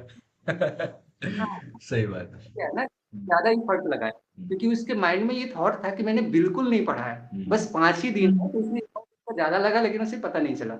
और ये साइकोलॉजी काम करती है, उसे लगता है जब हम पहले से पढ़ रहे होते हैं ना, बहुत समय वेस्ट कर रहे होते हैं, लेकिन ये सही दिमाग में बात रहता है। है इस बार तो मैं, एग्जैक्टली इस बार तो मैं exactly, पास। हाँ। एक्चुअल तो ये एक्चुअल हमारे पास में एक्चुअल पैरामीटर अगर होता है, स्केल होता है टेस्ट करने का कि रोज एक्चुअली मैंने कितना किया है, तो सबको पता चल पाता है कि एफर्ट का रिजल्ट आता है। अक्सर ये हम्म। होता है लास्ट टाइम में लोग ज्यादा एफर्ट लगाते हैं और पूरे। 1 मिनट और, जैसे कि लास्ट मोमेंट में यदि आपको लगता है, यदि बहुत लास्ट में थोड़ा एडवर्स सिचुएशन है, आप दूर हैं घर से, सेंटर भी बहुत अच्छा नहीं दिया है, तो ऐसा कोई भागदौड़ है नहीं क्योंकि नेट का एग्जाम हर 6 महीने में होता है। तो इसमें बहुत ज्यादा रिस्क नहीं लेना चाहिए, ओवर मतलब लक पे डिपेंड नहीं रहना चाहिए कि क्या पता। जैसे कई लोग होते हैं ना, घर वाले भी कहते हैं तुम देते ही नहीं है एग्जाम, निकलेगा कैसे, किस्मत भी साथ होता है तो 4 ऑप्शन होते हैं, कोई टिक लगाते तो क्या पता हो जाता। तो यदि आप बिल्कुल पढ़ के नहीं गए हैं और ना ही टाइम है और ना ही अच्छा मोटिवेशन है, तो ऐसे सिचुएशन में मैं तो ये सजेस्ट करूंगा कि कोई बात नहीं, आप आराम से रेस्ट कर सकते हैं और उस समय का यूटिलाइज कीजिए नेक्स्ट प्रिपरेशन के लिए। और बहुत ज्यादा ये सोच के नहीं जाना है कि लक के भरोसे कि कहते हैं ना, ओम भूर्भुवः स्वः करके या फिर जय हनुमान ज्ञान गुण सागर कोई भी टिक लगा देंगे। तो ऐसे कंडीशन में क्या होगा कि प्रोबेबिलिटी के हिसाब से 4 ऑप्शन में से ज्यादातर चांस है कि गलत होंगे, क्योंकि 3 ऑप्शन गलत है, एक ही सही है। तो यदि वैसा कंडीशन है कि मुझे बिल्कुल भी नहीं पता और जो पुराना पढ़ा था वो भी गायब हो चुका है और अब टाइम भी नहीं है, मैं ऐसे ही जाने वाला हूँ विदाउट कोई रिवीजन, तो फिर तो नहीं जाना चाहिए। उसमें क्या है कि आप सच में डिमोटिवेट हो जाएंगे और नेगेटिव हो जाएंगे पक्का, क्योंकि फिर लगेगा कि किस्मत तो बिल्कुल साथ नहीं देता। अरे हाँ, किस्मत का कोई दोष नहीं है, आप थोड़ा सा भी एफर्ट लगाएंगे किस्मत आपका तुरंत साथ देगा। तो इसलिए मैं 2 कंडीशन बताया था कि यदि आप केवल किस्मत को आजमाने के लिए जाना चाहते हैं तो किस्मत निराश कर देगी, और यदि आप थोड़ा खुद से पहले भी अपना थोड़ा भी पॉजिटिव और अपने ही फर्ट से जाएंगे तो किस्मत जरूर साथ देगी। तो ये मेरा खुद का भी एक्सपीरियंस है और बहुत लोगों का एक्सपीरियंस है जो ऐसे करके जाते हैं कि नहीं आज तो देखूंगा किस्मत क्या करता है, तो वैसे लोगों को किस्मत बार बार निराश करती है। ओके, आपका जो 7 दिन वाला था केस, उसमें मैं ऐड करूंगा हाँ, कि अब तो आपको एफर्ट और अच्छा लगा सकते हैं। नोट बुक एलएम का इस्तेमाल करिए और जल्दी से जल्दी हम्म। प्रिपरेशन कर लीजिए। वो भी काफी अच्छा आ गया आपको पूरा। और यस, वही एग्जाम, मैं सरप्राइज में इस बात को लेकर हूँ कि टूल्स इतने बढ़िया है हमारे पास में आज कि लिटरली वो हमारे टाइम को बहुत कट डाउन कर सकते हैं अगर उसको सही तरीके से बहुत इस्तेमाल किया जाए तो। चलिए, और कोई क्वेश्चन है किसी का? हाँ, इनके ही 3 हाँ, क्वेश्चंस आगे एक्चुअली। आगे दूसरे क्वेश्चन पूछिए। दूसरा क्वेश्चन है कि ऑथेंटिक टेक्स्ट के लिए कोई साइट या जिससे सारी बुक्स अवेलेबल नहीं हो तो वो कैसे प्रिपरेशन करे जिसके पास। पहली बात तो ये है कि ऑथेंटिक बुक जो है, आप जैसे हरिद्वार में डोलिया पुस्तक भंडार है, आप हम्म। उसको गूगल वहां से भी कांटेक्ट कर सकते हैं, वो आपको सेंड भी कर देंगे। या हम्म। फिर जो आप वैसे जहाँ के होंगे, कहाँ के हैं आप, साउथ के हैं या फिर नॉर्थ इंडिया के हैं? नहीं नहीं, मैं भी डीएसईबी में ही पढ़ा हुआ हूँ। नहीं नहीं, जिनके लिए तो क्वेश्चन पूछ रहे हैं आप उनके बारे में पूछ। वो भी डीएसईबी की ही है, अभी आपको फिलहाल तो दिल्ली की है। हम्म। सारी किताबें आपको नेट वाली जो है वो मिल जाएगा, लिस्ट भी मिल जाएगा। और रही बात की जो ऑथेंटिक बुक है, बुक में से बहुत सारे बुक, अब जैसे मैं कह रहा हूँ ना कि पूरा नेट जेआरएफ के बेस पे भी लिखा गया है, आप उसकी भी हेल्प ले सकते हैं यदि आपको कोई उसमें कंटेंट देख करके आपको लगता है वही शॉप में कि ये सारा कंटेंट मेरे रिवाइज के लिए, रिवाइज सॉल्व करने के लिए है। या फिर जो मॉक टेस्ट होते हैं ऑनलाइन, या यदि कोई कोचिंग से नहीं ले रहे हैं, या कोई वेबसाइट जो फ्री ऑफ कॉस्ट भी रहता है, बहुत सारे वेबसाइट आपने देखा होगा। और दूसरा ये कि हम्म। वो जिस वेबसाइट पे भी है पिछले ईयर का जो क्वेश्चन, तो उसमें तो बहुत ज्यादा तो रहता नहीं है, केवल डेमो के लिए है। और मैं सजेस्ट करूंगा कि आप जो पेपर्स हैं, पुराने पेपर्स हैं, आप उसको कम से कम हम्म। देख लीजिए। वाई की बुक है तो उसको आप देख सकते हैं, उसका पैटर्न पहले समझिए, मतलब नहीं भी पूरा यदि दिमाग नहीं लगाना है तो कम से कम अटेम्प्ट तो कीजिए। दिमाग अपने आप रीड कर लेता है कि अच्छा ये क्वेश्चन ऐसे बना था, फिर दूसरे ईयर भी ये क्वेश्चन इस टाइप से मॉडिफाई हो गया, और लास्ट में अभी जो करंट वाला पिछला एग्जाम हुआ उसमें यही क्वेश्चन को थोड़ा ऐसे ट्विस्ट करके पूछा गया, तो आपको आश्चर्य लगेगा कि हम लोग क्यों डरते थे इतना। मतलब हम्म। क्वेश्चन तो वही पूछ रहे हैं ना। अब जैसे देखिए, दो दो पहले क्या होता था कि यूनिट वाइज क्वेश्चन बनाता था, तो उसी यूनिट से वो सारा ऑप्शंस रहता था। अब क्या है, वो उसी यूनिट का क्वेश्चन बना रहा है लेकिन पिछली यूनिट से भी उसको मैच करने में या फिर कहीं कूट में मिला दे रहा है, तो बात तो एक ही हम्म। हुआ, क्वेश्चन तो वही से पूछ रहा है ना, दोनों जगह का केवल मिक्स कर रहा है, तो कंफ्यूज होने की जरूरत नहीं है। हाँ। और एलिमिनेशन मेथड वगैरह जो है वो तो एग्जाम के पहले से या अभी से भी आप जान लीजिए, थोड़ा बहुत यदि कंफ्यूजन है तो एलिमिनेट कीजिए पहले रॉन्ग आंसर को, फिर और अच्छा हो जाएगा। तो ये जो कुछ मतलब स्टडी जो 7 डेज वाला मैंने बताया था, वो इसलिए इम्पोर्टेंट है क्योंकि आप नहीं जानते कि आपको किस लेवल तक प्रिपेयर्ड था। आप केवल ये देख रहे थे कि हमने पढ़ा नहीं है बस, लेकिन आपका जो पुराना नॉलेज है, पुरानी एक्सपीरियंस है, अभी आप लाइफ में जो उसको कंटिन्यूअस माइंड में लेके चल रहे थे नेट को, वो सारी चीज कितना आपका प्रिपेयर्ड था, आपने जज ही नहीं किया और एग्जाम को छोड़ दिए। तो ये तो बिल्कुल नहीं करना चाहिए, क्योंकि आप एग्जाम दे करके नेगेटिव होते, उतना ही आप छोड़ करके भी होते यदि समय था तो। आप फिर बाद में हाँ। सोचते "बहुत समय था, मैं भी दे दिया होता, काश मेरा भी कुछ तो रिजल्ट आता"। तो दोनों तरफ नेगेटिविटी है, तो एक तरफ वाला चुनना चाहिए कि हाँ चलो मैंने अटेम्प्ट किया था, देखा था कितना हमारा प्रोग्रेस हुआ। दूसरा कंडीशन था कि जब बिल्कुल टाइम नहीं है पढ़ने का, केवल किस्मत आजमाने के लिए जाना चाहते हैं और हमें कॉन्फिडेंस भी नहीं हो रहा है, तो वैसी सिचुएशन में अवॉइड करना चाहिए, क्योंकि आप वहाँ नर्वस रहेंगे और ऐसे ही मतलब रैंडमली क्वेश्चन को मार्क करेंगे, तो वो बहुत अच्छा रिजल्ट नहीं आएगा, और जो रिजल्ट आएगा वो आपको किस्मत के प्रति नेगेटिव कर देगा, मतलब खुद पे भरोसा तोड़ देगा। आपको ये लगेगा कि शायद मेरा किस्मत ही खराब है, सबको तो किस्मत साथ भी देता है, मैंने आज देखो भगवान भरोसे आया था लेकिन हुआ नहीं, तो वो थोड़ा नेगेटिव हो जाता है। बाकी बुक्स का जो लिस्ट आपने पूछा था, वो तो आई थिंक कि जो टेक्स्ट बुक है, जैसे कि हठ योग के हैं, योग सूत्र के हैं, या फिर फंडामेंटल्स के हैं, जैसे कि आपने योग और योगी एक बुक पुस्तक है, तो उसको हाँ। भी आप देख सकते हैं। ऐसा आपने जब देव संस्कृति से ही है तो ये सारे वहाँ के लाइब्रेरी में भी सारे अवेलेबल हैं, हाँ। तो हाँ। आपने देखा ही होगा। तो ऑलमोस्ट वही सारे बुक को आप प्रेफर कीजिए बेसिक रूप से, मतलब फंडामेंटल भी वही है, क्वेश्चन सारे उन्हीं में से ज्यादातर आते हैं, कोई रेंडमली कहीं से नहीं आता। और एक लास्ट में बताना चाहूंगा, जैसे साइंस में कहीं किसी को कोडिंग में या किसी भी चीज में आगे बढ़ना हो, तो वो बाहर के आउटलुक को समझने में ज्यादा समय नहीं गवाता, वो इनसाइड क्या वर्क कर रहा है उसको फोकस करता है। और यदि आपको सच में बिना मतलब कि बहुत ज्यादा टेंशन लिए ये सक्सेस करना है, बार बार जेआरएफ निकालना है, कभी भी एग्जाम में आपसे जेआरएफ निकालना है, तो आप उसके बेसिक फंडामेंटल्स को समझ जाइए, बहुत कम समय लगेगा, लेकिन आप एक बार समझ जाएंगे ना, दोबारा रिवाइज करने की बहुत दिनों बाद। जैसे मैं बुक का बोल सकता हूँ, क्योंकि मैंने उसके कंसेप्ट को समझा। तो लैंग्वेज चाहे आप जिस भी भाषा में पढ़ें, जहां से भी पढ़ें, वो जो स्ट्रक्चर है ना, आप अपने तरीके से उसको समझ जाएंगे, किसी भी तरीके से आपके सामने लाया जाए आप कंफ्यूज नहीं होंगे, कितनी दिमाग से पूछा जाए आपको लगेगा कि अरे, क्योंकि उसका लॉजिक पता है ना, उसकी सारी चीजें पता है आपको, तो उस पर ध्यान देंगे तो बहुत छोटा हो जाएगा। मतलब विस्तार तो ग्रंथों में बहुत ज्यादा है, वो चीज़ पता होगा, लेकिन है लिमिटेड है। चलिए, बहुत बढ़िया। इसलिए मैं कहता हूँ कि अनुभव बोलता है। आपका अनुभव है, इस हम्म। वजह से आप बता पा रहे हैं डिटेल में। और सौरभ, आप तीसरा आपका क्या क्वेश्चन है? इसके बाद फिर मेरे पास भी कुछ क्वेश्चन है और हाँ, मैं तीसरा उत्सुक। लास्ट क्वेश्चन ये है कि जो ऑथेंटिक टेक्स्ट है उसको लाइन बाय लाइन पढ़ना चाहिए या फिर जो कोचिंग होती हैं, एकेडमीज होती हैं, वो नोट्स बनाती हैं, उनको पढ़ना चाहिए। जो ऑथेंटिक, पहले तो आपने ऑथेंटिक बुक बोला है, तो ऑथेंटिक बुक को फर्स्ट टाइम यदि आप रीडिंग कर रहे हैं, तो चूंकि आपको भी नहीं पता है कि कौन से लाइन में क्या क्या इंपॉर्टेंट बातें हैं, तो एक बार तो आप through out line by line पढ़ लीजिए। लेकिन जब आपको पता है कि कहाँ मेन पॉइंट्स है, जैसे कि मान लीजिए लैंग्वेज का एक होता है कि कोई भी सेंटेंस है, कीवर्ड्स कुछ होते हैं, बाकी उसको सपोर्टिव मतलब एक सेंटेंस बना हुआ है। तो जो बात करते हैं, तो वो जो कीवर्ड्स वाले जो पॉइंट होते हैं, जैसे आसन में ही मान लीजिए कि आप सिद्धासन के बारे में पढ़ रहे हैं, तो उसका जो मेन मेन पॉइंट है, यदि उसका आप नोट्स खुद से बना सकते हैं या बना लिए हैं, तो उससे भी आपका काम चल जाएगा। या फिर यदि किसी ने बुक में प्रिंट करके ऐसा बना रखा है, लेकिन आप ये ध्यान रखिएगा कि उसने सारे कीवर्ड को आउटलाइन किया है कि नहीं किया। कई बार क्या होता है ना कि उसने भी जल्दीबाजी में, जैसे आप सोच रहे थे ना कि कहीं से पूरा नोट्स मिल जाए, उसने भी जल्दीबाजी में जिसको इम्पोर्टेंट समझा वो ले लिया, और कुछ चीजें उन्होंने भी ज्यादा इम्पोर्टेंट नहीं समझ के छोड़ दिया होता है। अब एग्जामिनर क्या करेगा कि जो ज्यादा इम्पोर्टेंट उन्हें नहीं लगा, उन्हीं में से क्वेश्चन बन गया, तो फिर वहां पे प्रॉब्लम आ जाती है। तो आप एक बार, इसलिए कहते हैं कि जो टेक्स्ट बुक था उसको एक बार लैंग्वेज के हिसाब से पूरा पढ़ ले, फिर देखिए कि इसमें बाकी चीजें जो बहुत इंपॉर्टेंट नहीं था, वो भी आपके माइंड में चला गया है।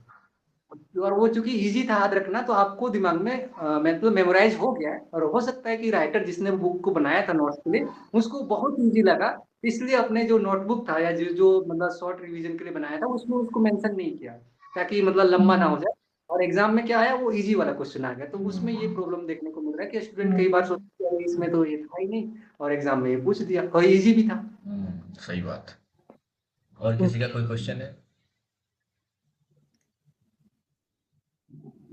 चलिए, मेरा दो क्वेश्चन है। अगर किसी का क्वेश्चन हो तो वो आप मैसेज में लिख दीजिए या फिर आप पूछ लेना मेरे क्वेश्चन के बाद।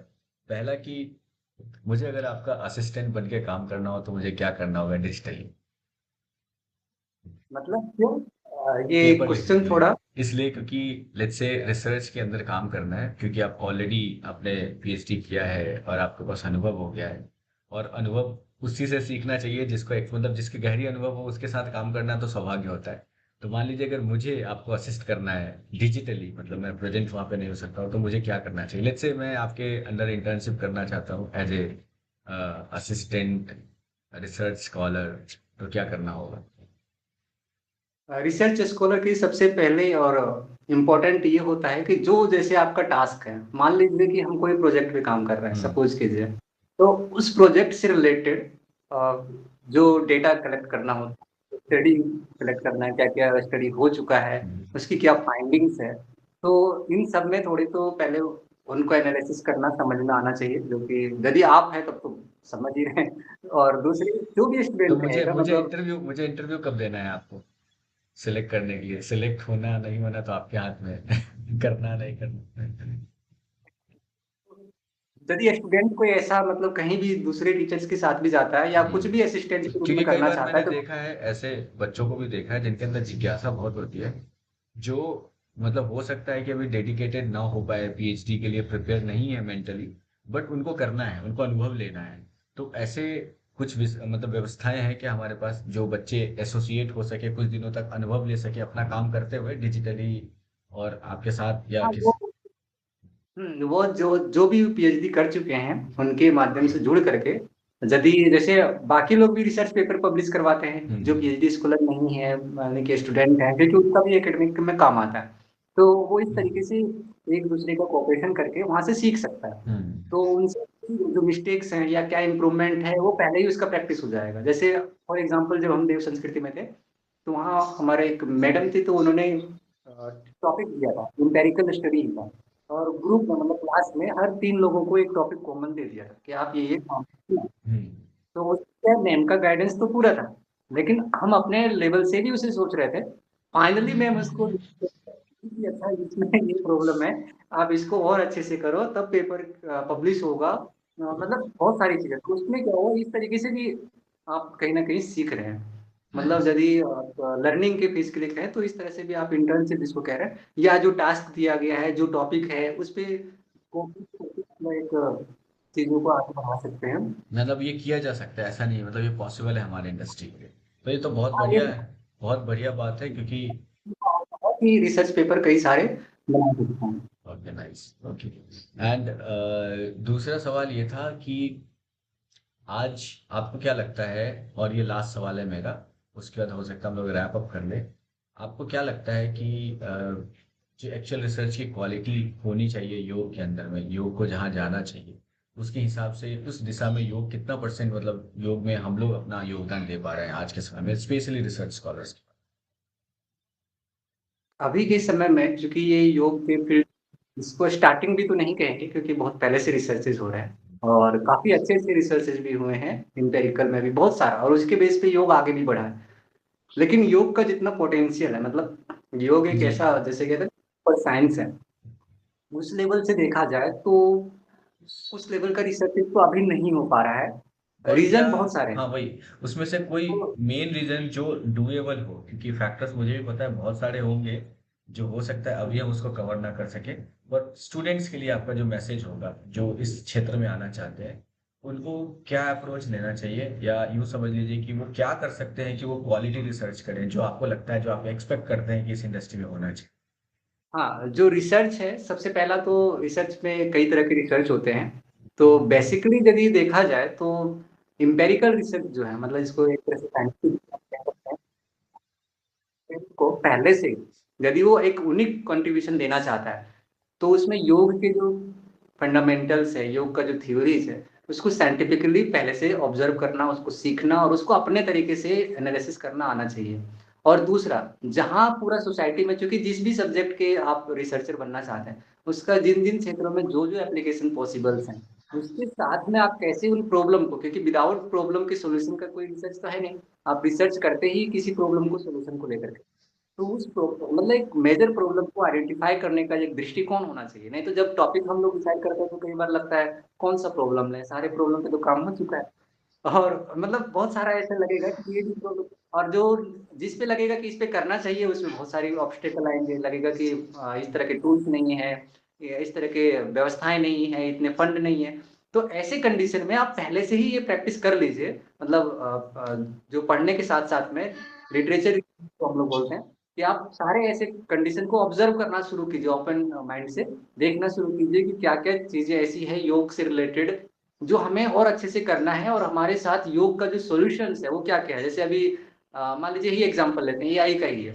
एआई की एक अपॉर्चुनिटी था और योग की फील्ड में इसका इस्तेमाल हो सकता है, पर अब इसका कैसे इस्तेमाल हो सकता है और कितने लेवल तक ये आगे जा सकता है, इसकी क्या क्या इंपॉर्टेंस हो सकता है हेल्थ एंड वेलनेस में, बहुत तरह के, जैसे अभी एक यहाँ पे सरला बिरला यूनिवर्सिटी में ही एक पेटेंट के लिए अवार्ड भी मिला था आज प्रोग्राम में। तो उसमें ये था कि लॉ का, मतलब एआई के थ्रू से कैसे जो पुराने जजमेंट है वो, मतलब कि किस तरह से उसका एनालिसिस करके सही वो, बात।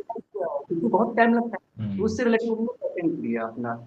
तो इस टूल्स भी तरीके के सबके काम। पास है, सारी चीजें भी है, लेकिन हम उसका एप्लीकेशन और उस प्रॉब्लम को आइडेंटिफाई करके उस गैप को फुलफिल करने का एक जो टेक्निक होता है, एक जो माइंडसेट होता है, उसको डेवलप करना चाहिए, मुझे मतलब। यहाँ लगता है, आपकी बातों से मुझे लगता है, मैं अगर अपने शब्दों में इसको कंक्लूड करने की कोशिश करूँ तो ये, कि हमारा अप्रोच जो है वो बैकवर्ड है, हम पीछे की तरफ देखते हैं कि हम कितने रिच थे नॉलेज में, जबकि हमारा हाँ, डायरेक्शन जो है वो दोनों तरफ होना चाहिए। जब विजडम को लेना है तो बैकवर्ड, बट जब एप्लीकेशन बनाना है तो फॉरवर्ड मूविंग होना चाहिए, आगे भी देखना चाहिए कि लोगों के लिए क्या कर सकते हैं, रिच नॉलेज को यूजफुल कैसे बना सकते हैं। इस तरीके का अप्रोच अगर रखेंगे रिसर्च में तो काम आएगा। और वैसे तो मेरे पास, मतलब आप इतना अच्छा बता रहे हैं चीज़ों को, मुझे भी लग रहा है कि जो ऑडियंस अभी बैठ के यहाँ सुन रहे हैं उनको भी बहुत मजा आ रहा है, मुझे भी आ रहा है। हमारे पास टाइम लिमिट भी है, क्योंकि मुझे पता है आपसे और भी बात कर सकते हैं।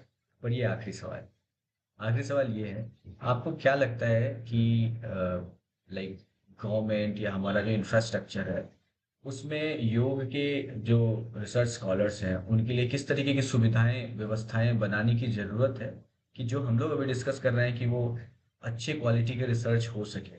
क्योंकि आपने देखा है, आपने जिया है उस जीवन को, तो आपको कहाँ कमी लगती है? मतलब मैं फ्रैंकली बात कर रहा हूँ, मैं किसी को ब्लेम नहीं कर रहा हूँ, सिस्टम जरूरी नहीं है, इम्प्रूव किया जा सकता है, गवर्नमेंट में भी कमी हो सकती है, यूनिवर्सिटीज कॉलेज के स्ट्रक्चर में भी हो सकती है।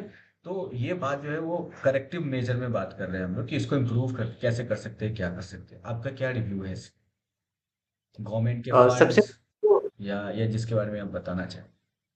सबसे जो इम्पोर्टेंट है कि जो पीएचडी स्कॉलर्स होते हैं या जो भी रिसर्चर्स हैं यूनिवर्सिटीज में या जो भी रिसर्च इंस्टीट्यूट है उसमें प्रॉपर एक उनका अपना लाइब्रेरी चाहे एक तो ऑफलाइन जो लाइब्रेरी होती है वो होनी चाहिए और साथ में डिजिटल मतलब कि जो लाइब्रेरी होती है जिसमें कि उसे सारा बुक एक्सेस हो।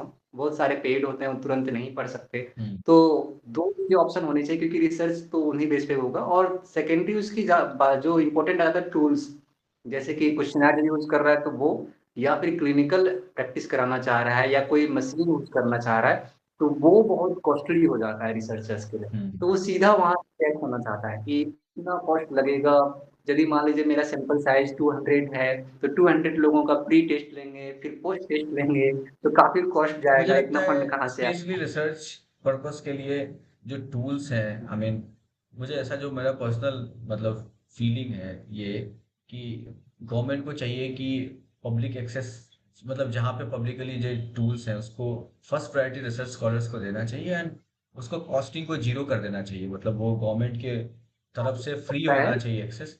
थर्ड वन आई थिंक योग वाले में जो मुझे भी लगता है, इसलिए मैंने आपसे पूछा कि आप ग्राउंड रियलिटी बताएंगे, जो मैंने बस ये महसूस किया है देखा है तो मुझे लगा कि होना चाहिए कि इंटर कंट्री एक्सचेंज होना चाहिए मेडिकल साइंस वालों के साथ में।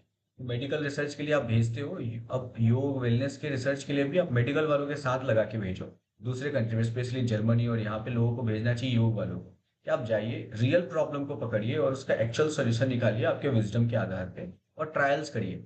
जैसे मतलब हमारे यहाँ पे अभी भी आप जैसे यूज करते होंगे वहाँ पे ईईजी और ईसीजी, इस तरीके के ट्रायल्स स्पेशली मतलब वेव्स को रीड करने के लिए। और इसके काफ़ी एडवांस वर्जन भी है, आज एआई इतना एडवांस हो चुका है कि वो उसके साथ इंटीग्रेटेड है और एक साथ बहुत सारे सैंपल्स को एनालाइज करके सामने दे सकता है, यानी रिसर्च को और फास्ट बना सकता है। उन टूल्स को भी हम जी। ला सकते हैं और नहीं तो एटलीस्ट जिनके पास है उनके साथ कर सकते हैं। हो सकता है उस कंट्री में योग का विषय ना हो या वो योग का डिपार्टमेंट ना हो, पर हेल्थ नेचर का तो होगा, यानी हेल्थ का तो डेफिनेटली होगा। तो योग को हेल्थ से बाहर नहीं रखना चाहिए, है ना, हेल्थ को योग से बाहर रखना चाहिए, इंटीग्रेटेड हो और एक दूसरे का सहयोग करे। एंड लास्ट मुझे लगता है कि ये जो ग्रोथ हो रहा है हेल्थ केयर का और योग का अलग अलग, वो मुझे लगता है कि बहुत हद तक जो है इम्बैलेंस क्रिएट कर रहा है सोसाइटी में। आई थिंक दोनों को इंटीग्रेटेड देखना चाहिए। प्रिवेंटिव हेल्थ केयर में वेलनेस से बढ़िया तो कुछ भी नहीं है, दुनिया जानती है, पर स्टिल डेवलपमेंट उस तरीके से नहीं हो पाता। अभी भी हम प्रिवेंटिव हेल्थ केयर में कुछ और चीज़ों को ज़्यादा प्रेफर करते हैं, तो इन चीज़ों को कंपाइल करके करेंगे तो होगा। पर ये स्कॉलर्स का एक्सचेंज बहुत ज़रूरी है, ना ही जो स्कॉलर अभी कर रहे हैं पीएचडी पर जो कर चुके हैं, लेट्स से जो ऑलरेडी डॉक्टर हो चुके हैं पीडी, उनको बाहर का एक्सपोजर देना और अपने नॉलेज को एक्सपैंड करना, साथ ही साथ उनके सीख के भी लेकर आना यहाँ पे कि हम ये बेहतर कर सकते हैं दूसरे डिपार्टमेंट्स में भी, मतलब हेल्थ केयर डिपार्टमेंट में भी उनको एक्सपैंड करना है, आईटी में भी। रिसर्च है और ये काफ़ी अच्छा है जैसे अब एम्स में योग के स्कॉलर्स पीएचडी करते हैं आईआईटी में करते हैं तो ये तो है प्लस पॉइंट है। लेकिन मैं ओवरऑल बता रहा था कि जैसे रिसर्च के लिए पर्टिकुलरली जैसे आपने रूरल कहा था कि ग्रामीण इलाका हो या फिर जहाँ पे पूरी फैसिलिटी नहीं है तो वहाँ के जो स्कॉलर्स हैं हम्म। उनके लिए प्रॉब्लम्स आते हैं।